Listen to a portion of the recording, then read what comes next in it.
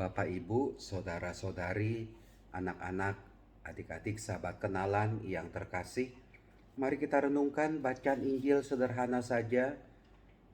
Hari ini Selasa 18 Mei 2021. Bacaan Injil diambil dari Yohanes bab 17 ayat 1 sampai dengan 11a.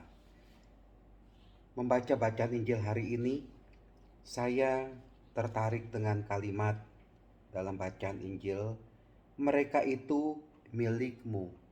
Mereka itu milikmu. Sederhana saja Bapak Ibu.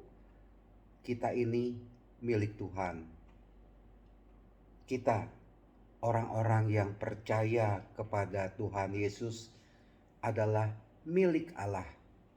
Kepunyaan Allah. Dan tentu saja karena kita ini adalah milik Allah, Allah Bapa, maka betapa saya bisa melihat kita ini diperhatikan, dikasihi, disayang oleh Allah Bapa. Karena kita ini milik Tuhan, saya pikir kita ini gak usah repot-repot, gak usah takut, gak usah cemas berhadapan dengan hidup ini yang menurut saya sangat lazim diwarnai oleh kesulitan, kesusahan, penderitaan. Nggak jadi masalah. Saya pikir kita nggak usah takut berhadapan dengan segala macam persoalan hidup ini.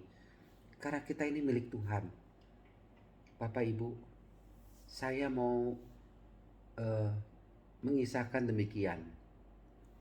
Kalau Anda memiliki seekor anjing yang sangat Anda sayangi, meskipun anjing itu kecil, dan ada anjing yang lain yang besar, lalu mau menerkam anjing milik Anda yang Anda sayangi itu, tentu Anda akan membela anjing Anda. Anda akan menolong anjing Anda. Anda akan melindungi itu, anjing atau hewan kesayangan Anda, supaya tidak diterkam atau tidak diserang oleh anjing lain yang mungkin saja lebih besar. Kenapa? Karena anjing itu milik Anda. Dan Anda sangat memperhatikan, menyayangi anjing Anda itu. Saya pikir dengan kisah atau analogi seperti yang kurang lebih seperti yang tadi saya ucapkan, betapa kita pun diperhatikan oleh Tuhan. Betapa kita pun sungguh dilindungi, disayang oleh Tuhan. Karena saya, karena kita, karena Anda adalah milik Allah. Jadi karena kita ini milik Allah, udah kita gak usah khawatir dalam hidup ini. Lalu apa yang harus kita pahami kalau kita sadar bahwa kita ini adalah milik Allah? Saya kepunyaan Tuhan. Saya pikir kalimat Tuhan Yesus juga yang ada dari dalam bacaan Injil hari ini baik kita pahami, yaitu bahwa mereka mengenal Engkau satu-satunya Allah yang benar dan mengenal Yesus Kristus yang telah Engkau utus. Mengenal Allah, mengenal Tuhan Yesus. Supaya bisa mengenal Allah, mengenal Tuhan Yesus, maka mari kita luangkan waktu untuk membaca, mencermati, merenungkan kitab suci. Enggak usah begitu berat, begitu dalam. Yang penting bagaimana kitab suci itu menyentuh hatiku, menyentuh hati kita. Bahkan cara yang terbaik membaca kitab suci adalah kita bisa mendengarkan sabda Allah yang menguatkan kita. Membaca sabda Allah dan memberi pencerahan kepada kita bahwa kita ini dikasihi, dipimpin, dilindungi oleh Allah.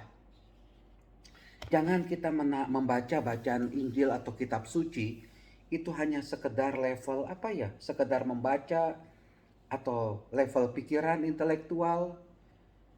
Tapi yang penting adalah bagaimana kitab suci itu berbicara bahwa Allah, bahwa Tuhan Yesus itu ada bersama denganku, berpihak kepada kita, dan kita sungguh merasakan perlindungan kasih Allah. Saya pikir itu kalau kita membaca kitab suci, sungguh merasakan kehadiran Tuhan yang beserta saya, beserta Anda. Nah, itu kalau kita mau mengenal Allah, kalau kita mau mengenal Tuhan Yesus, di satu pihak mari kita membaca kitab suci. Kedua, saya pikir untuk bisa dekat dengan Allah, dekat dengan Tuhan Yesus, mengenal Allah, mengenal Tuhan Yesus, ya kita berdoa. Rajin, tekun berdoa kepada Dia. Berdoa itu berarti saya mau semakin dekat dengan Allah yang memperhatikan saya. Berdoa itu berarti saya mau dekat dengan Tuhan yang melindungi saya. Dan akhirnya membuat saya semakin intim bersatu bersama dengan Tuhan. Dan saya pikir kalau kita sudah mengenal Tuhan, yang terjadi atas diri kita sebenarnya atau seharusnya adalah pasrah. Menyerahkan seluruh hidup kita ini kepada Tuhan. Orang yang mengenal Tuhan, orang yang mengenal Allah, saya pikir adalah orang yang sungguh-sungguh menyerahkan hidup ini kepada Tuhan, kepada Allah Bapa. Udah, pokoknya terserah Tuhan. Karena yang Allah akan lakukan, yang Tuhan akan lakukan kepada saya adalah yang baik untuk saya. Dan saya tidak mempermasalahkan segala persoalan hidup ini. Karena hidup saya sudah dirancang oleh Tuhan. Hidup Anda sudah dirancang itu oleh Tuhan. Saya pikir begini, sejahat-jahatnya manusia, sejelek-jeleknya manusia, senista-nistanya manusia, saya hanya mau mengatakan satu hal. Allah, Tuhan akan hadir biar bagaimanapun juga merancangku, merancang orang itu untuk mengalami kasih kebaikan dari Allah. Allah tidak pernah pilih kasih, membeda-bedakan. Orang ini beriman maka saya mencintai, orang ini tidak beriman maka saya menghukum. Saya pikir Allah tidak punya kehendak seperti itu. Siapapun juga kita, Allah akan memperhatikan, memberikan perhatian, perlindungan, kasih-Nya kepada kita. Dan itulah dia tanda bahwa kita mengenal Allah. Yang Allah berikan kepadaku semuanya itu baik. Kenapa? Sekali lagi, karena kita ini milik Allah. Tuhan memberkati, melindungi kita sekalian. Amin.